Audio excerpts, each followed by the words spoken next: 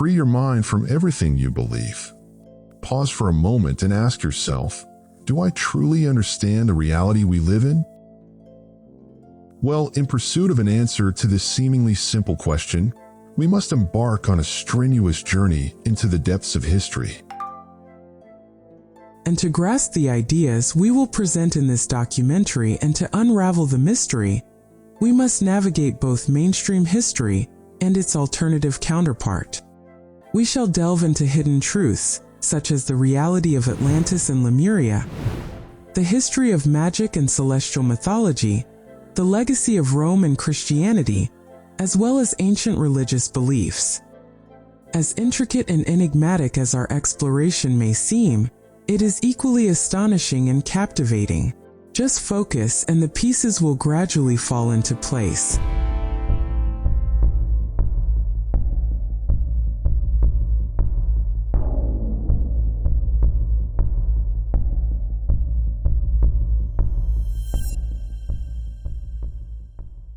We are likely aware of the recent surge of interest surrounding a theory about an ancient civilization known as Tartaria.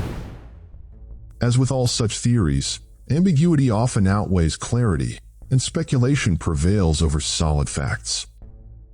This naturally leads to confusion in the presented narratives. If you search for Tartaria in the free encyclopedia Wikipedia, the first result you will encounter is a 19th century map. On this map, Tartaria appears as merely a part of the Asian continent, with city names reflecting Mongolian or Chinese origins, alongside Russia and China.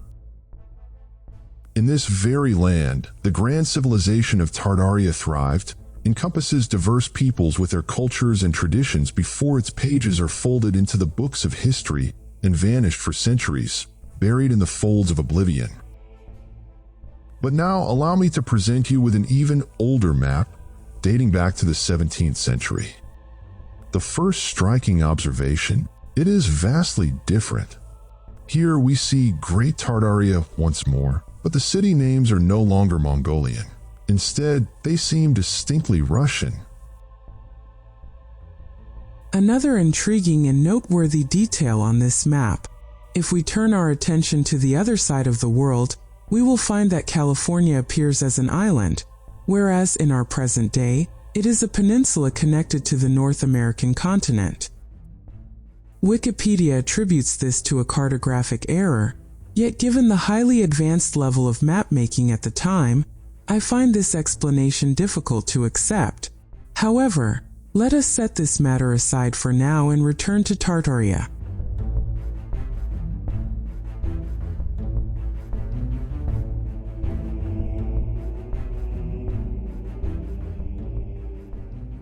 Strangely enough, some claim that the Tartaria theory is merely a distraction.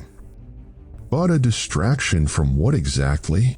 And is this theory truly more of a diversion than Netflix or video games? Allow me to pose a clearer question, one upon which our entire discussion will be built. Are you fully satisfied with the history we were taught in school? Do you accept it without question, or do doubts occasionally creep in? I understand that the vast majority of people believe in the theory of evolution and the Big Bang Theory. But let us explore an alternative to the conventional history we have been taught. Of course, I do not claim to know everything about the past. I was not there, nor was anyone else as far as we know. Yet, perhaps we can uncover a more compelling version of the story. We humans like to believe we have all the answers. And yet, the truth remains that scientists still do not know how consciousness came into existence, what the relationship between mind and matter truly is, or why we are here in this life. To keep from losing our way on this long journey, my goal is simple: to seek the truth and clarify it for those who question the world around them. Consider, for example, the hundreds of books written about Atlantis. Not because it was a mythical or imaginary place as some assume, but because it was real.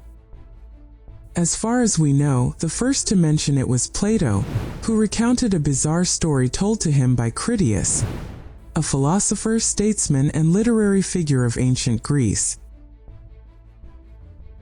Critias claimed that his great-grandfather, also named Critias, had heard the tale from none other than Solon the Wise, one of the 7 sages of Greece, who once sat among young poets, recounting what he believed to be the greatest achievement of the Athenians. And after finishing, he remarked, "But there was an even greater and more renowned achievement, one that was deliberately erased and never reached us." Solon then continued, recounting an event that took place in a region of Egypt known as Sais, located near the modern city of Awith-Macron-Alajar in the Garbia Governorate. The people of this region had a strong connection with the Athenians at the time, so when Solon traveled there, he was received with great hospitality. One day, he engaged in a conversation with an Egyptian priest about the distant past and ancient history. Solon knew that Egyptian priests were highly intelligent and rarely spoke freely, so he attempted to pique the priest's interest by discussing what he knew of Pharaonius and Niobe, figures he had previously inquired about among the Hellenes, only to find that they knew nothing of them. Now let us pause and ask, what does this have to do with Tartaria? I will tell you, but first, let us complete the conversation between Solon and the Egyptian priest, for it carries profound symbolic meaning.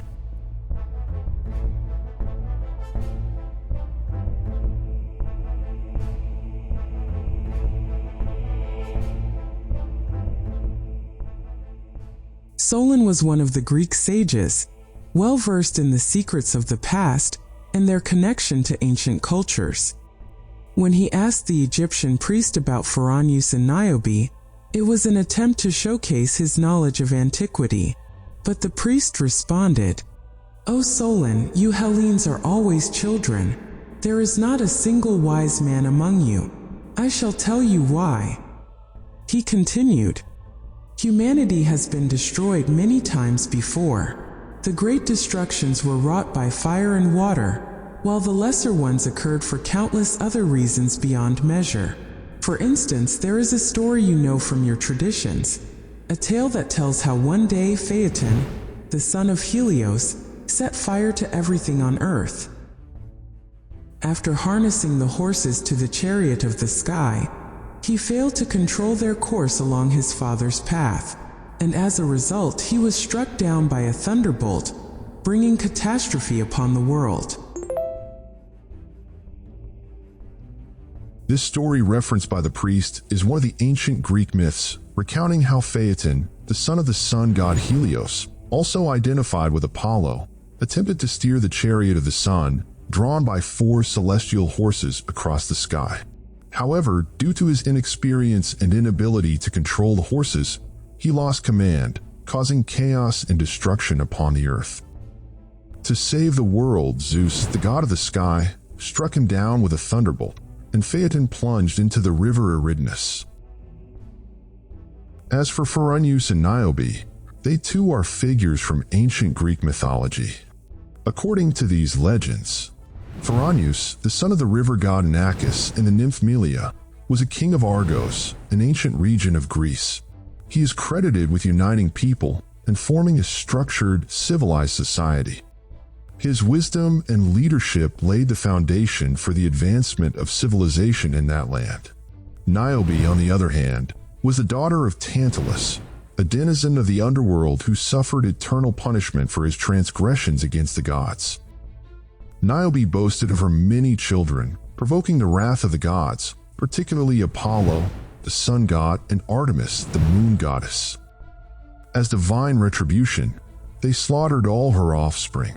Overcome with unbearable grief, Niobe mourned so deeply that she turned to stone, her tears flowing endlessly. Thus, she became a symbol of eternal sorrow, embodying unceasing pain and lamentation.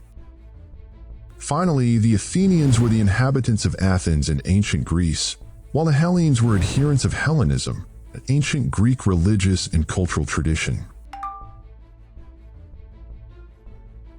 And regarding Apollo, if you have ever followed space exploration programs, you are undoubtedly familiar with the Apollo space program. But have you ever wondered why such names were chosen in the first place? Free your mind, and the answer will reveal itself.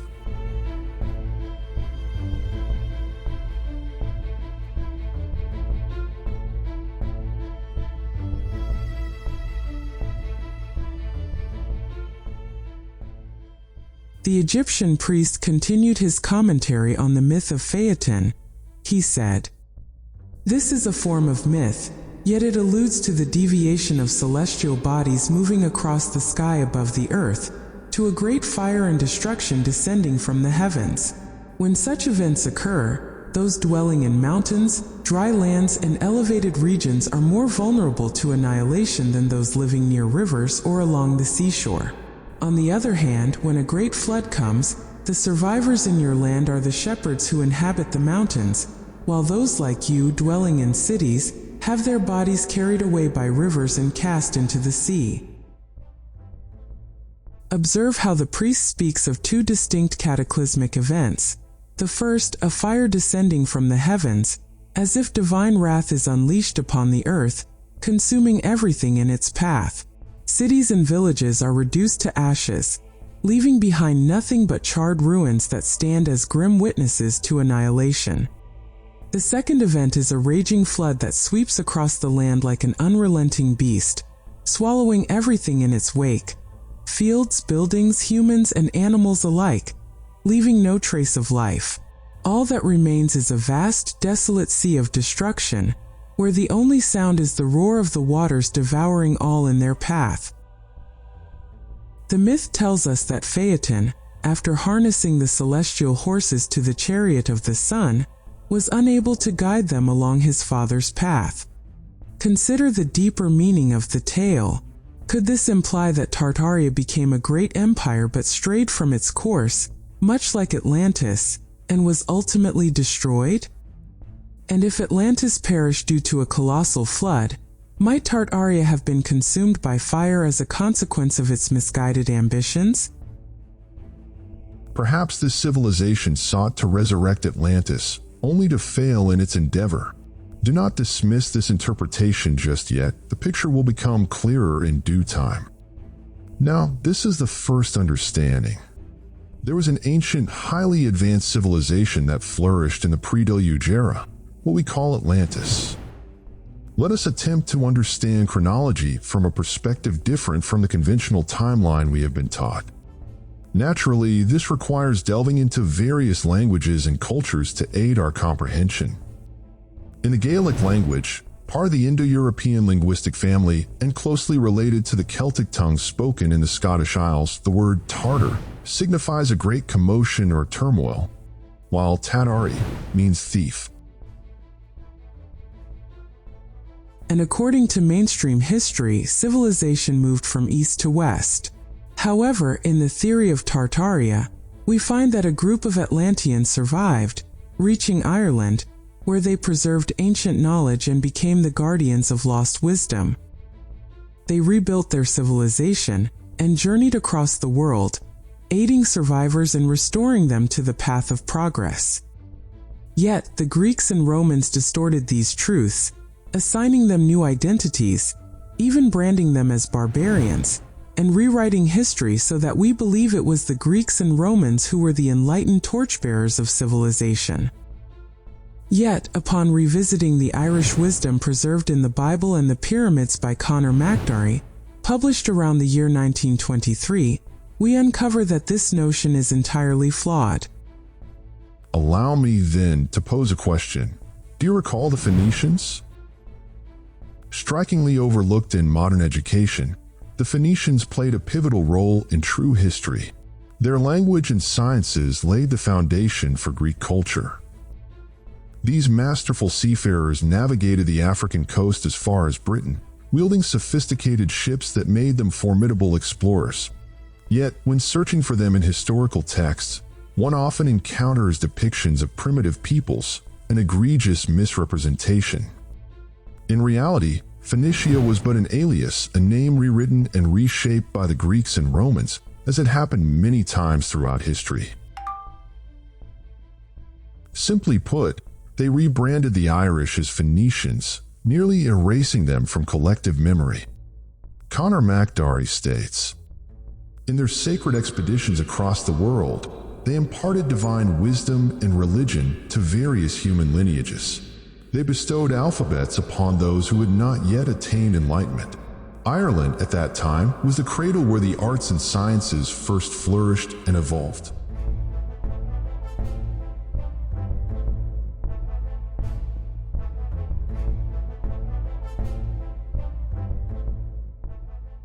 This very land was what the Greeks termed Ogygia, a mythical island in Greek lore, entwined with the tale of Odysseus in Homer's Odyssey. Another term of no lesser significance is Aryan, deeply rooted in ancient Indian culture. In modern times, however, this term has been grossly misapplied.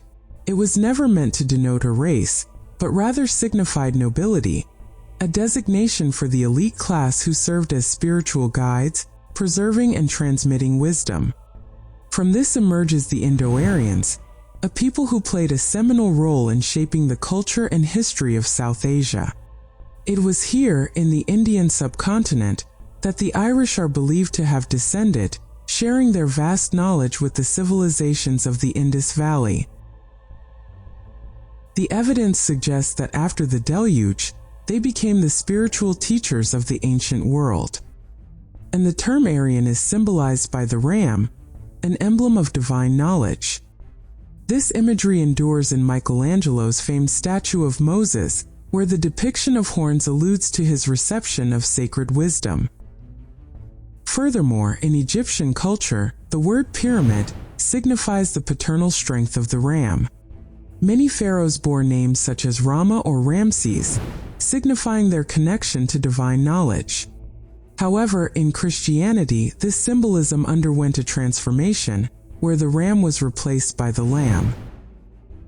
This transformation was not merely a shift in symbolic imagery, but a profound evolution in religious philosophy.